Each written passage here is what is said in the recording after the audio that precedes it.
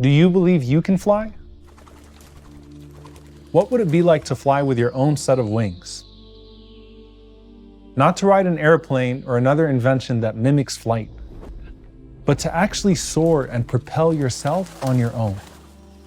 It's just you and the sky and a breeze to take you wherever you want to go.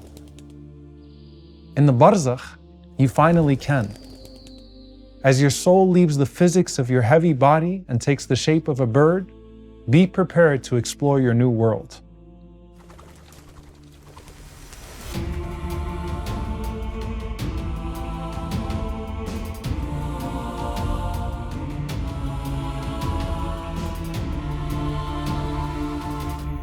Almost every famous scholar in Islamic history has a scholar that's barely known that they attribute all of their goodness to. Sufyan al-Thawri rahimahullah used to say that Amr ibn Qais rahimahullah was the person that I attribute my tarbiyah most to. He taught me the Quran and so much more. He said I used to go looking for him in his shop, and if I couldn't find him in his shop, then I would go look for him in his house. And anytime I found him in his home, he was either praying or reciting the Quran in such a beautiful way. And then if I couldn't find him in his home, he said I'd go find him in the corner of some masjid in the city of Kufa, crying and remembering Allah subhanahu wa ta'ala. And if I couldn't find him in the masjid, then I'd find him in the cemetery, crying and holding himself accountable. He said when this man passed away, everyone in Kufa shut their doors so that they could walk in his janazah. So the whole city was mourning Amr ibn Qais. And he appointed the great scholar Abu Hayyan to lead his janazah, actually stipulating it in his will. So he said that suddenly while we're carrying him to the graveyard, we hear a loud voice from the sky, قَدْ جَاءَ الْمُحْسِنُ عَمْرُ بْنُ قَيْسٍ قَدْ جَاءَ الْمُحْسِنُ عَمْرُ بْنُ قَيْسٍ The good doer has arrived, Amr ibn Qais. The good doer has arrived, Amr ibn Qais. And then he says, all of a sudden, large numbers of doves filled the sky, whose beauty was nothing like anything we had ever seen before. And so people were amazed looking at this large number of beautiful birds flying over his janazah. And Abu Hayyan said, do not be surprised, for these are the angels who have come to welcome Amr home. But those are angels. What about us? You know, there's something about birds in our deen. In this dunya, the Prophet ﷺ used them as parables constantly for how we should live our lives. He would look up at the sky and call the Sahaba's attention to them. Abu Dharr radiallahu ta'ala anhu said that the Prophet sallallahu alaihi wasallam left us behind and no bird flaps with its wings, but that he had given us some sort of knowledge about it.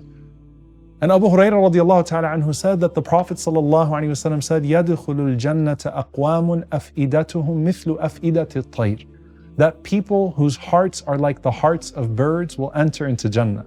And Imam al-Nawawi rahimahullah said this is referring to their trust in Allah subhanahu wa ta'ala because they're mutawakkilun. And also that birds are noted for soft hearts. And so the believers also have soft hearts. And when it comes to their tawakkul, Umar ibn Khattab radiallahu anhu said that the Prophet sallallahu alaihi wasallam said, if you were to rely upon Allah subhanahu wa ta'ala with true tawakkul, He would provide for you just as He provides for the birds. They go out in the morning with empty stomachs, and then they return full. Allah subhanahu wa ta'ala even uses them as an example of His rahmah, of His mercy. مَا يُمْسِكُهُنَّ إِلَّا الرَّحْمَنِ Nothing holds them in the air except for Ar-Rahman.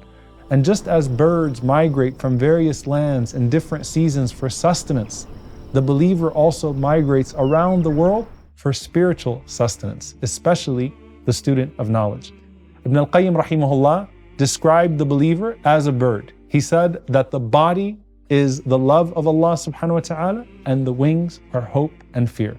And the Prophet ﷺ said that on the Day of Judgment, there would be some believers that would pass over the sirat like birds. May Allah subhanahu wa ta'ala make us amongst them. But what about the barzakh? And Imam Ibn al-Qayyim rahimahullah said that if you were to look at the condition of the bodies and the souls, you would see that the physical appearance is matched by your spiritual condition. So every soul has a physical form based upon the spiritual image it constructed in this world. So we know that the shuhada have the bodies of beautiful green birds, and they are the most beautiful of birds, and they are nestled in chandeliers directly in the throne of Allah subhanahu wa ta'ala.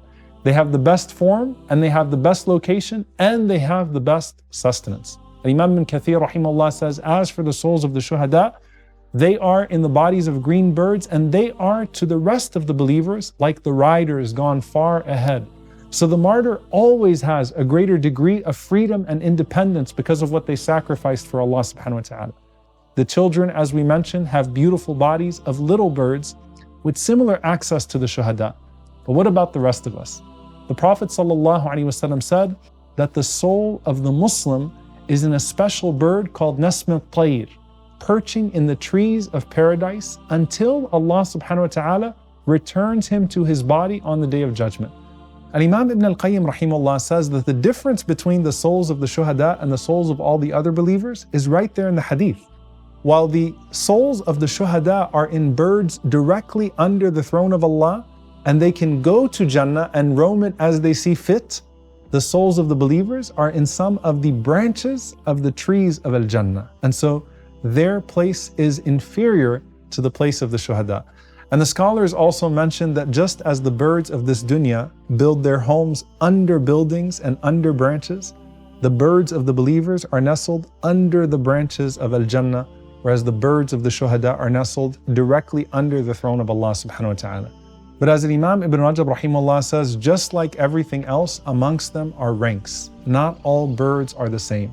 And think of the beauty in their variations in this dunya. Certainly there's going to be far more beauty and variation in the barzakh, and then even more when we get to Jannah bi'idhnillahi ta'ala. The idea, however, is that you now can fly to wherever your heart used to be connected to. You physically go where your du'as and your deeds used to ascend to. And every time you leave your house for the sake of Allah here, I want you to think about these two ahadith. The Prophet ﷺ said that whoever goes out to visit someone for the sake of Allah, Allah calls out, "Tibta wa taba mamshak, wa tabawwa'ta min al-jannati manzila." You have been good, and your evening will be good, and you can now take your place in the garden. As for the shaheed, the Prophet ﷺ said, Allah has promised to provide for one who leaves his home only to strive for his cause, and to affirm the truth of his word, that he will either admit him into Jannah, or he will bring him home from where he had come out with his reward in Jannah and his spoils in dunya, both intact. So now connect this to the barzakh. You leave your home in the day to be sustained by your garden of Jannah, and you come home to your grave every single night after having eaten from the fruits that were planted in this dunya. Ultimately, as Imam Ibn al-Qayyim rahimahullah says, there are levels to Illiyeen, which are the highest heavens. And the more righteous, the more places you can go. And that's why the prophets who are in the highest can go from the highest heavens to their grave in an instant. But as for the rest of us, it's all based on our individual levels. The disbeliever, on the other hand, is snatched by birds when his soul is rejected from the heavens. The Prophet ﷺ said that once they reach the lowest heaven with his soul, they seek entrance, but they are denied. And then the Messenger of Allah sallallahu alaihi wasallam recited, "Inna alladhina kadhabu bi ayatina wastakbaru anha la tufattahu lahum abwabu as-sama'i wa la yadkhuluna al-jannah hatta yalija al-jamalu fi samm al-khiyat wa kadhalika najzi al-mujrimin." Surely those who receive our revelations with denial and arrogance, the gates of heaven will not be opened for them, nor will they enter into paradise until a camel passes through the eye of a needle. This is how we compensate the wicked.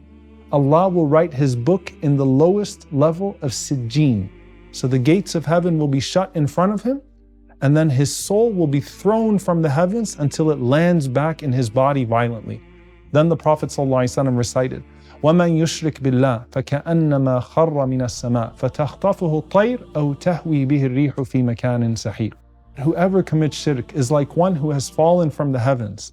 The bird sees him, or the wind carries him to a remote area where he's completely lost. And subhanAllah, how similar is this condition physically in the barzakh to how that person who doesn't have Allah subhanahu wa ta'ala is spiritually in this realm. So the disbelievers have no wings, but they find themselves carried instead to lost, dark places. For the believers, ask yourself, how high does your soul fly now? And you will know the wings you will have in the next realm. How much love do you have for Allah in this chamber of a body of yours now? And your body will be constructed accordingly there. And what are the fruits of your trees in Jannah except for the deeds you have harvested in this dunya? that are now in season as you've entered the next realm.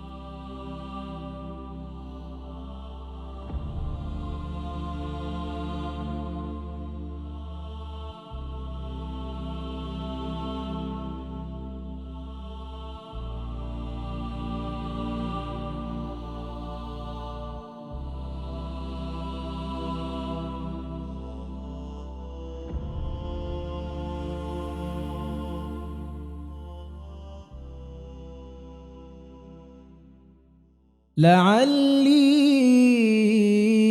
أعمل صالحا فيما تركت كلا إنها كلمة هو قائلها ومن ورائهم برزخ إلى يوم يبعثون